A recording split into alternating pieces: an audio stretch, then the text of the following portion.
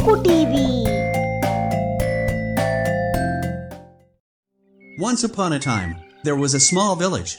The village was on the bank of a beautiful river, and that was an extreme interior part of the country, so had no electricity and necessary facilities like hospitals and schools.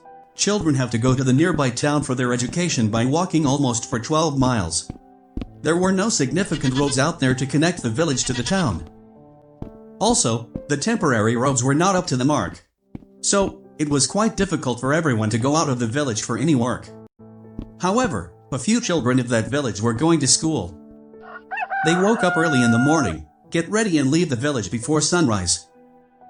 Moreover, again, when they come back, it was almost sunset.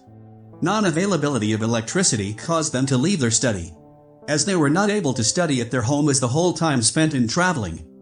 Peter, the first boy from the village who appeared for his high school exams, was determined to complete his education. He was studying very hard. He used to study in paraffin lamp. He was a very bright student and was the only hope for his family and the entire village. All villagers were praying for his excellent result.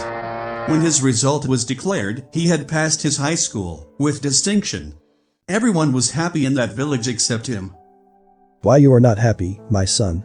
You are the proud of our village, and we are very happy that you have achieved this milestone. No one else has done this before you, in this village," said Peter's father.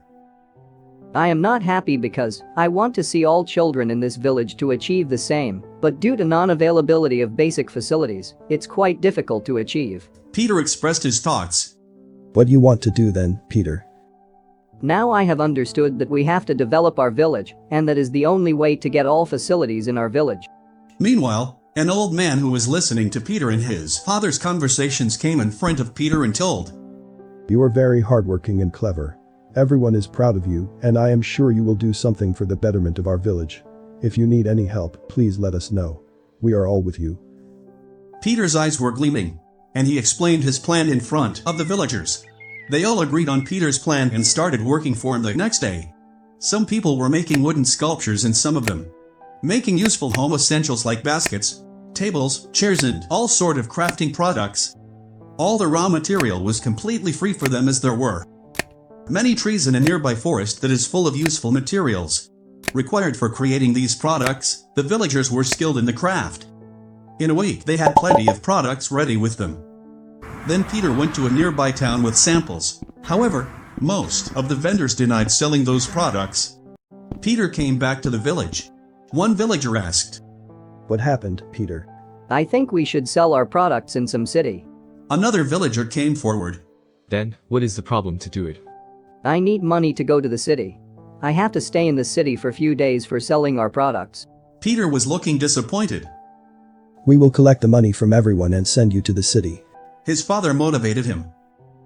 Next day, his father collected money from the entire village. And now Peter had sufficient money to go to the city and stay there. For a week, Peter went to the city and started selling those products on the roads. A businessman was driving his car and saw Peter with his products. He stopped his car and came to Peter. Hey boy, I like your products. Can you sell them all to me? I am the owner of a famous crafting products showroom of this city. I would like to sell your products from my showroom. Peter's eyes were full of tears. Yes, sir. I can sell you all my products to you. Peter was delighted. That is great, told the businessman, and called his transporter to pick all those crafting products, and gave a decent amount to Peter. Thank you very much, sir. Peter replied. Please give me your address. If I need more products in future, I will come to you. Peter gave his village's address and said, Sir, my village is very far from here, and there are no any significant way of transportation. Don't worry, I will manage. Peter came back to the village in just 4 days. All villagers were gathered and asked him why he came back so early. We have sold all products in a day. Peter announced with joy. Everyone was happy and greeting each other. But what next, Peter? His father asked excitedly. Peter told the whole story in front of everyone. Now everyone was waiting for that businessman. To their surprise, 10 days later, that businessman came into the village and asking for Peter's address. Few boys took him to Peter's home. Hello, sir. How are you? Please come. Peter welcomed him as soon as he saw the businessman. I am not sure how you have find this village and came here. Peter asked him. Yes, there are narrow roads and I couldn't drive my car here. But I will arrange to broaden the road by deploying some heavy machines for this work. The businessman explained. But sir, why you are doing this? Peter was so excited to hear that. It is because I cannot afford the delay in delivering your crafting material to my clients. You will be glad to know that your crafting products went so popular that people are going for advance booking, and I am short of the products now. The businessman seems very impressed.